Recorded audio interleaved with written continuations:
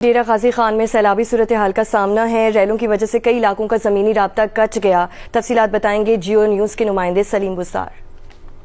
जी, मैं मौजूद हूँ डेरा गाजी खान के इलाके चिट रोड पर। यहाँ पर वडोर नदी का सैलाबी रेला गुजर रहा है और इस जगह पर यहाँ पे ये चोटी रोड है। यहाँ पर जो है ना वो ज़ेर आब आ गया है। चिट रोड के मकाम पर डेरा गाजी खान से चोटी का डेरा गाजी खान से ज़मीनी राब्ता इस वक्त मुनक़ता हो चुका है चिट रोड के ज़रिए। इसके अलावा कोह सुलेमान के पहाड़ी सिलसिले में गुज़श्ता रात से बारिशों का सिलसिला जारी है वक्फे वक्फे से। इस वक्त अगरचे कुछ जो हिल टॉरेंट्स हैं या रोद कोई हैं, जो बरसाती नदी नाले हैं, उनमें कुछ कमी उसके जो ना सतह में, पानी की सतह में, उनके भाव में आ गया है, लेकिन वो सैलाबी सूरत हाल उसी तरह बरकरार है।